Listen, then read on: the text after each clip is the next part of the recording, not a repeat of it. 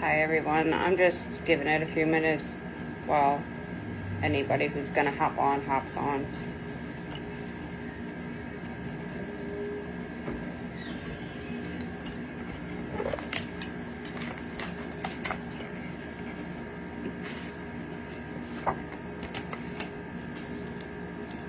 Kitty kitties.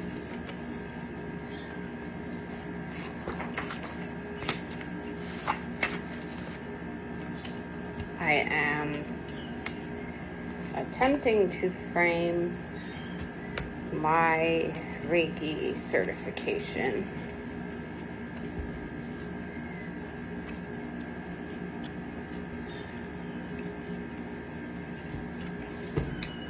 There. Ta-da! I am certified for level 1 Reiki. I will be certified for level 2 and then master certification over the coming months, I should say. So I'm super excited about that.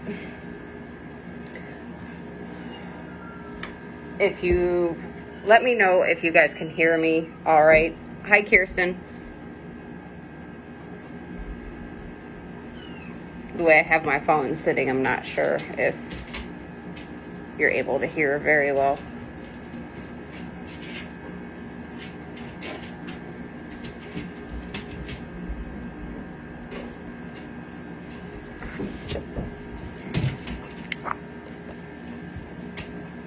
So my topic tonight is on Lammas, or I cannot pronounce that word to save my life. Hi, Sarah Lee. Hope you're staying safe up there. I cannot pronounce this word. I apologize. I am not even going to try to pronounce it, so I call it Lammas. Lammas is August 1st, I'm pretty sure.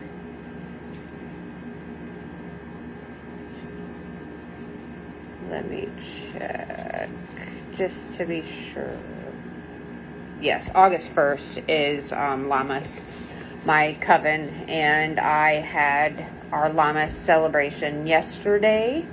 It was fantastic. Celebrated it early, so we were able to include everybody. We also did the girls' initiations yesterday as well. But that's neither here nor there. I'm going to talk about Lammas tonight in hopes preparation for you guys to celebrate Lammas. If you see redness, I apologize. I was out on the lake with my mother-in-law and husband and father-in-law today and got a little red. I will keep sending all the good things to you, Sarah Lee. Hopefully those fires will get put out as soon as possible and you won't be misplaced out of your home. None of that looting bullshit. Definitely praying that your home, you guys, and your fur babies all stay safe.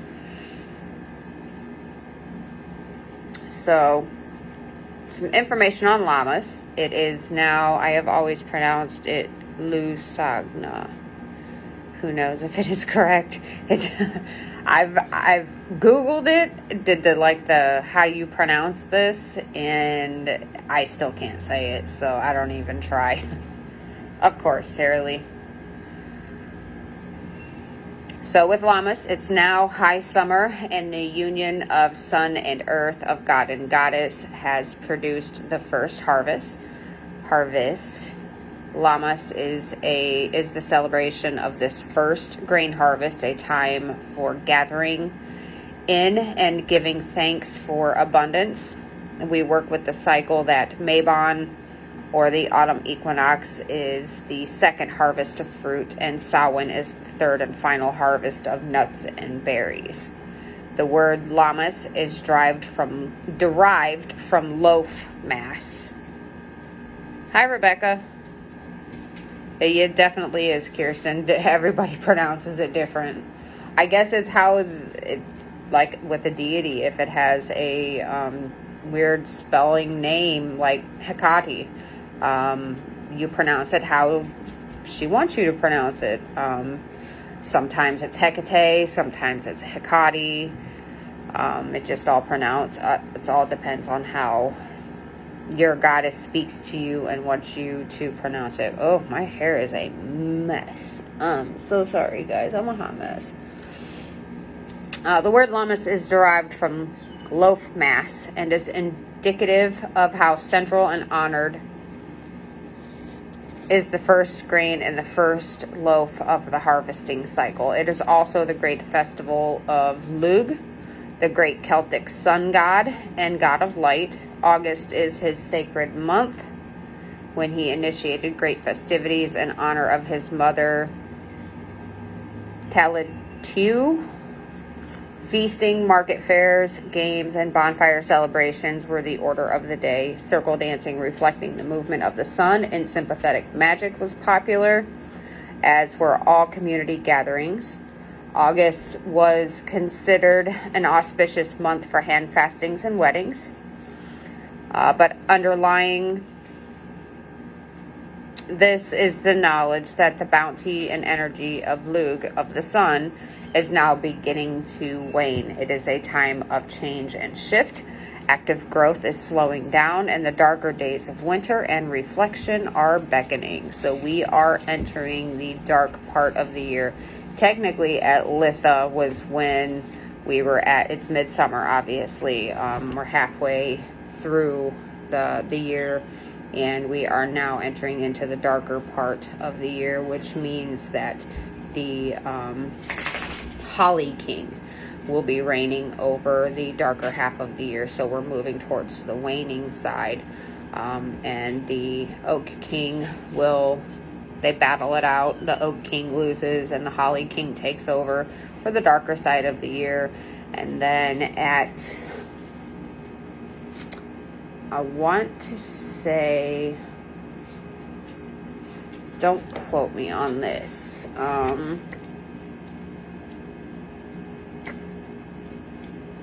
at Imbolc, I do believe either Imbolc or Ostara is when they battle it out again, and the Oak King reigns over the lighter half of the year, and it does the same thing year after year after year. At Lammas, the goddess is in her aspect as grain mother, harvest queen, earth mother.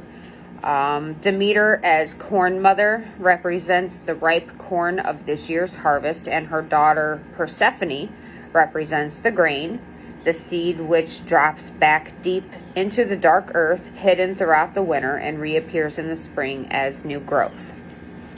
This is the deep core meaning of Lammas and comes in different guises.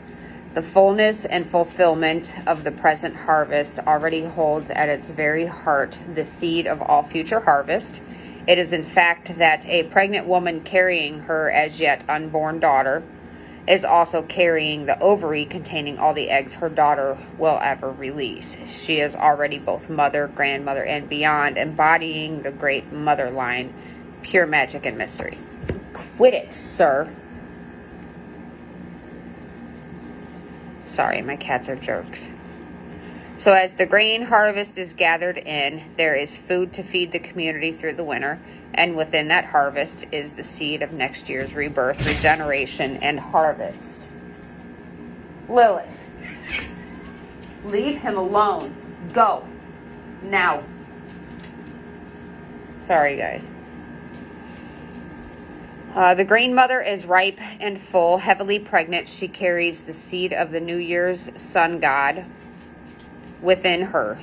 There is tension here for the sun god and the god of the harvest. The green man, or John Barleycorn, surrenders his life with the cutting of the corn. The sun god, Lugh, as John Barleycorn, is the living spirit of the corn or grain. As the corn is cut, so John Barleycorn is cut down also. He surrenders his life so that others may be sustained by the grain, so that the life of the community can continue. He is both eaten as the bread and is then reborn as the seed returns to earth. The first sheaf of corn is supremely important, produces the first and best seed, and assurance of future harvest. death and rebirth. Everything dies in its season, and then everything is reborn. This is our whisper of immortality and the wonderful bittersweet meaning of Lammas. There are many customs throughout Europe around the cutting of the grain or corn, and they applied to all cereal crops including wheat, barley, rye, and oats. Both the cutting of the first grain and the last grain are quite significant. The first sheaf would often be ceremonially cut down at dawn, winnowed, ground, and baked into the harvest bread, which was then shared by the community in thanks.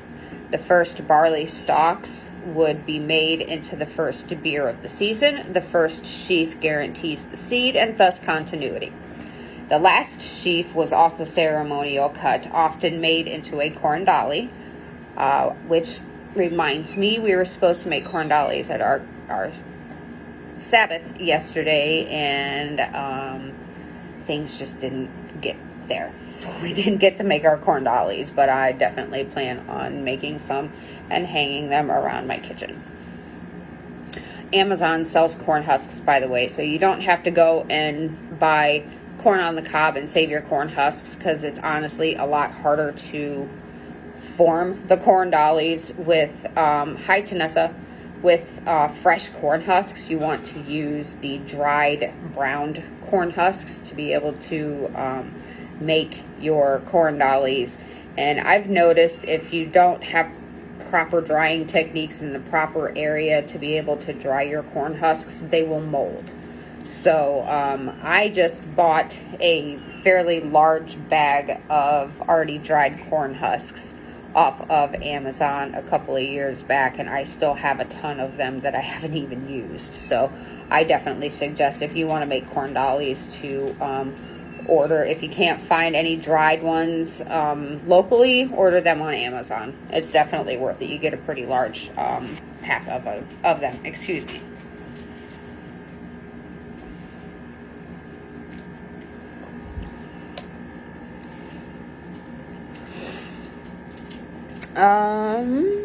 The last sheaf was also ceremonially cut, often made into a corn dolly, carried to the village with festivity, and was central to the harvest supper. The corn dolly was made into a corn maiden, or a caliach, hag, or cone.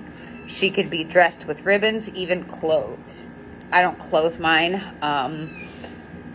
not with actual fabric anyway. Lilith, get out.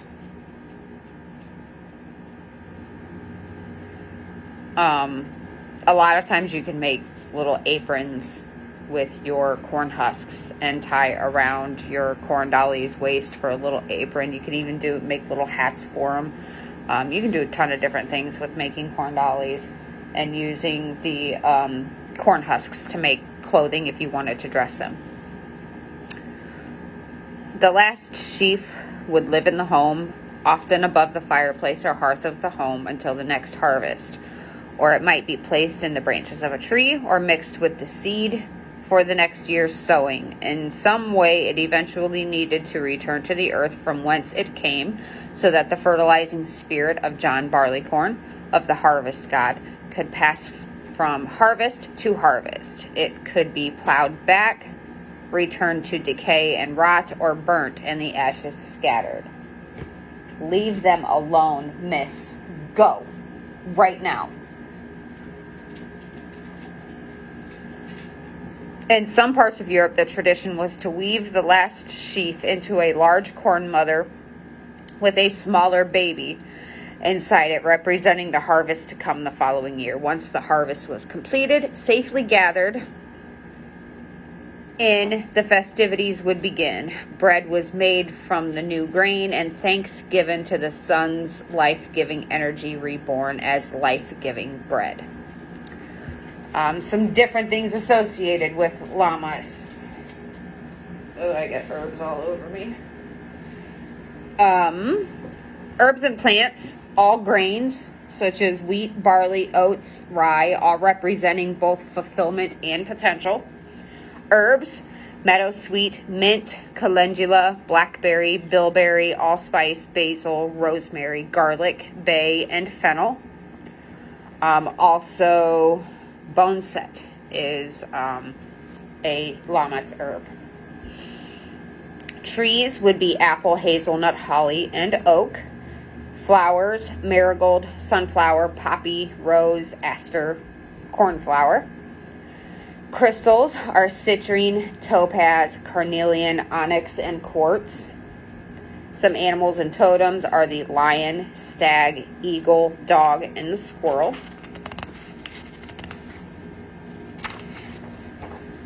Some of the colors of Lammas are yellow, brown, gold, green, and white. Symbols and tools would be the corn dolly, Rowan cross, cornucopia, and the pentacle. Foods could be apples, corn, bread, squash, grains, nuts, berries, potatoes, wine, mead, and apple cider. Apple cider is a little hard to find in grocery stores this time of year. I looked for some for our Sabbat celebration yesterday, and I couldn't find it anywhere. So instead, I made a homemade apple pie and had that for Lammas as well. For your Lammas altar, you would want to do wheat and all grains, corn dollies, bread, sunflowers, calendula, a pot of marigolds if you've got a small pot of marigolds, orange, yellow, brown flowers, whether they be real or artificial. Oh, Kirsten, it was delicious. I make great homemade pumpkin or apple pie. I make good pumpkin pie too.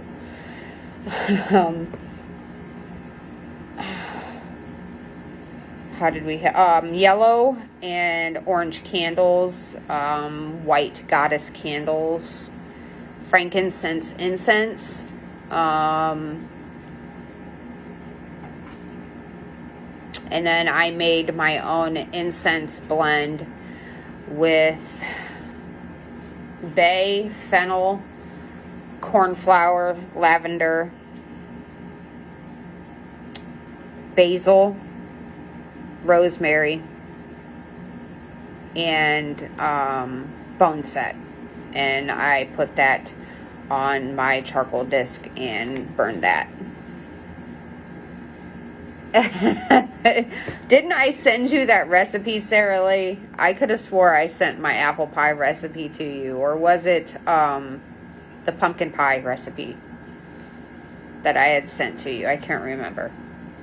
I know I sent my pumpkin pie recipe to Jody when we did our recipe thing around Yule last year in Enchanted. I just don't remember exactly what it was I may have sent to you. It's really yummy, though. You guys will have to come to Ohio and try it, I guess. If you don't believe me, just come to Ohio and try it. It's good, I promise you. My pumpkin recipe is very good as well. Okay, so some spiritual focus and workings would be gratitude, abundance, blessings. I'm a big apple person. I really can't get into pumpkins. Oh, Kirsten, come on now. No offense. I'm sorry if this word offends anybody. Don't take it literal. I am a pumpkin whore. I love everything pumpkin. Pumpkin scents. Even just the little pumpkin decor sitting around my home this time of year and all the way through the fall. My favorite is the pumpkin spice creamer. I already found Dunkin' Donuts has creamer. That matter of fact, give me 1 second.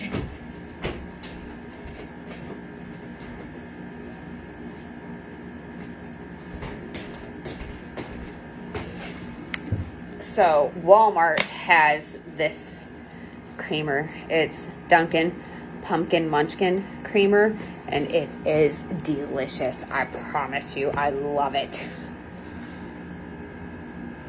Welcome. You're more than welcome, Kirsten.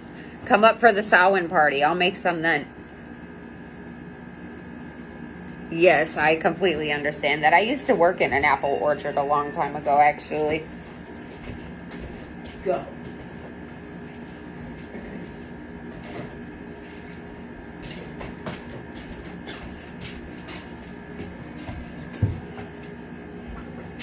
Okay, so back to the spiritual focus and workings. Gratitude workings, abundance, blessings, the necessity and inevitability of life and death, celebration, harvest, reflection, introspection, discernment, sacrifice.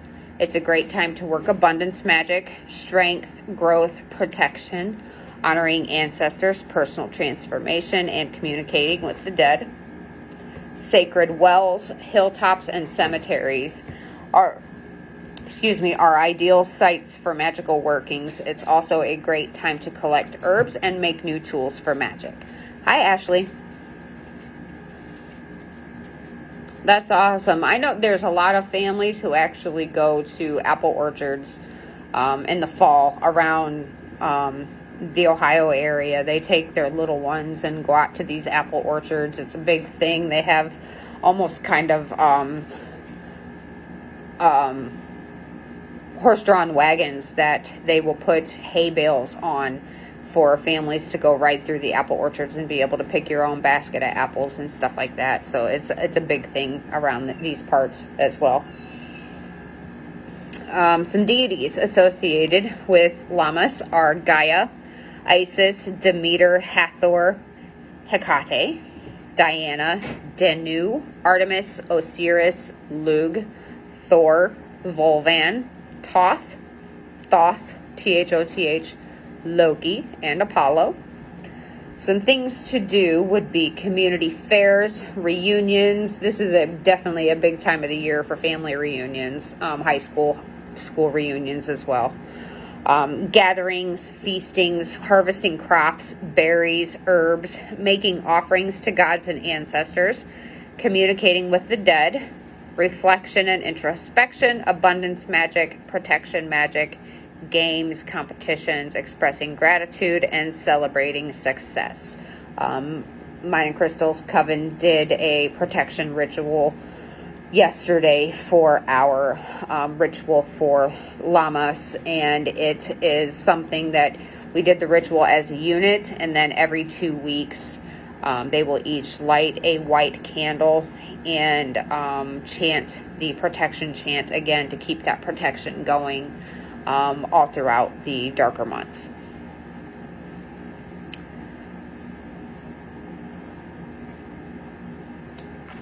What did I do there? Hang on one second. I think I might have done something.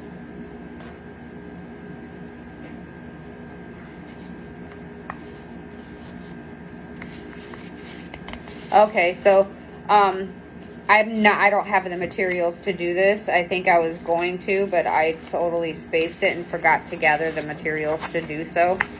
But a Lammas charm for gathering in abundance. I'm going to let you guys know how you can make one if you choose to do so. So you will need a broom or besom. Don't worry if it isn't a traditional besom. Any broom will do, as long as it is always intent. That is the most important factor in everything. If you have no broom, collect a bundle of twigs and tie them at the top with Lammas ribbon to make a hand broom shape. The besom or broom is a potent symbol of hearth and home, found in some form in almost every household. It is a traditional magical tool, useful for everyday charms as it has the imprint of its owner firmly on it.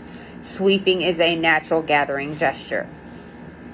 A piece of ribbon. Green ribbon, preferably for abundance. A piece of gold ribbon for prosperity and gathering. Or ribbon in Lammas harvest colors would also be equally suitable. And then you'll need a sprig of mint. Ideally, a sprig of mint from your garden, but if you can't, you can get it from any supermarket, or dried mint that you can put in a little sachet. The mint represents abundance and plenty and is easily accessible to the urban hedge witch. Take your broom and tie your ribbon around the stave or top. Tie in your sprig of mint or securely fasten your pouch with the ribbon. Take your broom outside, place both hands on the stave, and focus on your intention, gathering in your harvest for winter. Turn slowly 3 times in a clockwise direction, then start to sweep towards your door, saying, I will put this in the guide for Lammas as well. So anybody who's not able to write it down, or you can go back and replay and pause and write this down if it's something that you're interested in trying. But I will add it to the Lammas guide once the video is added as well. Turn slowly 3 times in a clockwise direction, then start to sweep towards your door, saying, by 1, 2, 3, and 4, sweep Lammas gifts to my door. May abundance be a constant friend by my hearth till winter's end. Repeat this 3 times, then take your besom or broom, whichever you prefer to call it, back into your house and put it in its usual place. You can leave the ribbon on for as long as you want to for a lunar month or until winter is done. If you have made your own broom, you can place it where you consider the hearth of your home to be. The mint can be returned to the earth with thanks. If you do not have an outside space, you can sweep from your front door inwards to either your kitchen or hearth using the same charm. You can also make a grain mother. Make your own grain mother or corn dolly. Go for a walk and see what you can find. Stalks of wheat, oats, barley, and rye, often left growing on the edges of field after harvesting, failing that any grasses or reeds you can find. Let your creativity out. If you feel confident, weave your grain mother into being, but equally, you can just lace and tie her into being with Lammas colored ribbons. I made a lot of typos when I typed this up. As you do so, give thanks for the gifts of harvest. Place your grain mother on your altar or at the center of your celebrations. At Samhain, return the grain stalks to the earth. They contain the seeds for the future harvest. And then the last thing I have is some acts of service that you can do to give back to the community. You can donate food to food banks and shelters, volunteer at a food kitchen, clean up neglected cemeteries. That's a big one at this time of year. A lot of people go in and vandalize cemeteries throughout the summer, especially the younger generation. They like, why, I don't know, but they go in and vandalize cemeteries, and it's just an absolutely disgusting thing they do. Clean up neglected cemeteries, help in a community garden, do yard work for elderly and disabled neighbors, family, and friends. So that is what I have for you guys in regards to Lammas. Again, the Sabbat series. By Llewellyn Publications. I always suggest these books for all of the Sabbats. I will be doing a Mabon live on Mabon or around Mabon, which is in September, and then I will be doing a Samhain live, which is technically the beginning of the witch's year, and Samhain will actually be the last Sabbat live that I do, since I have actually gone through all of the Sabbats, and it'll be two times that I'll have done it for Samhain. But that will be the end of the Sabbat series for Unseen Witches Society. Once I do that one in August or October. But I'm thinking, instead of actually giving information in the future, instead of giving information on the Sabbats, I will maybe try to find activities that we can do, and I'll post what you guys would need to do these things for each Sabbat, and I will come live in the group, and we can do an activity together instead of just listening to me jabber on about different things associated with the Sabbat itself. We plan to do a lot more interactive stuff with you guys, so that's my plan for the future Sabbats for Unseen Witches Society. So that's what I've got for you guys in regards to Lammas. I hope you guys have had a great weekend. I hope you guys celebrate Lammas in some form or another. Remember to, if you are in the kitchen, whatever you are doing, whether you are baking, whether you're making a corn dolly, or whatever it is that you're doing to honor Lammas, be sure you are doing it with the purest intent. That's the biggest thing that matters within our spiritual practice, is our intent. Sarah Lee, I don't think you were on when I showed this. I'm going to show it again. Check it out. Super happy about this. I believe October we will be taking our level 2 Reiki class. So, and then we will be moving on to our master certification. So I'm super excited about this. I also recently got ordained, and I am officially a high priestess. And able to perform marriages and hand fastings in the state of Ohio. Thank you, love. I will be doing, matter of fact, Serenity is coming to Ohio at Samhain for our Sabbat and Halloween party. And I will be doing a hand fasting for her and her fiance. First hand fasting ever, so I'm excited to do that. And then, thank you guys, in either December or January, I will be performing a non-denominational wedding ceremony for a girl that I have known since I was knee-high to a grasshopper. I grew up with her and went to school with her, so that will be my actual first wedding. And then my brother and his fiance have asked me to perform their wedding in July of 2023. So I'm super excited and honored to be able to be a part of all of that. So that's all I've got for you guys. If there's no questions, no comments or anything, I will leave you guys to what is left of your Sunday evening. I am going to clean up a little bit. It's been a long weekend. Don't exactly want to get back to the work week tomorrow, but unfortunately, that's part of life. I am not doing my daughter's wedding. I'm going to be a blubbering mess at my daughter's wedding, so I'm not going to officiate that.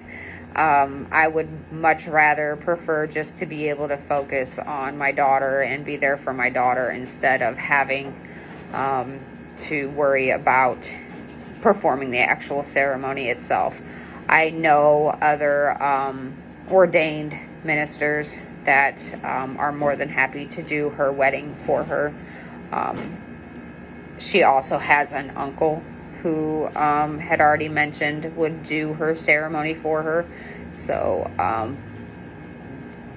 it definitely won't be me that does it. I told her that she has my blessing. I gave him my permission to ask her hand, but I will not perform the ceremony just because it's my baby's getting married, so I definitely want to be there for all the other stuff aside from performing the ceremony itself.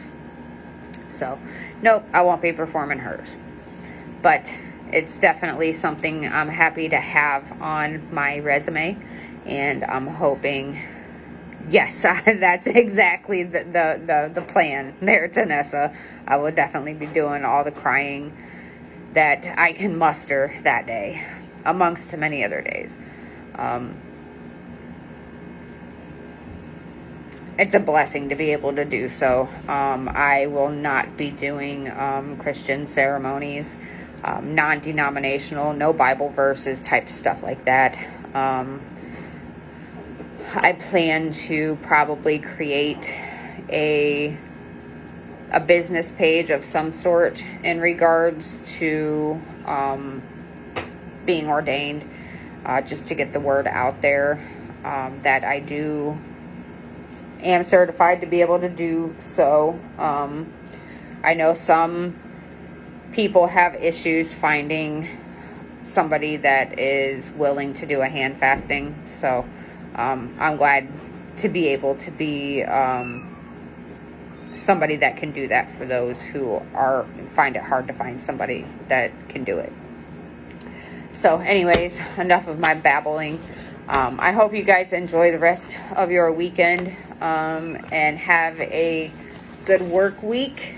Sarah Lee, please stay safe. Let us know if there's anything we can do to help. Other than that, I hope you guys have a great rest of your evening. Blessed be, ladies.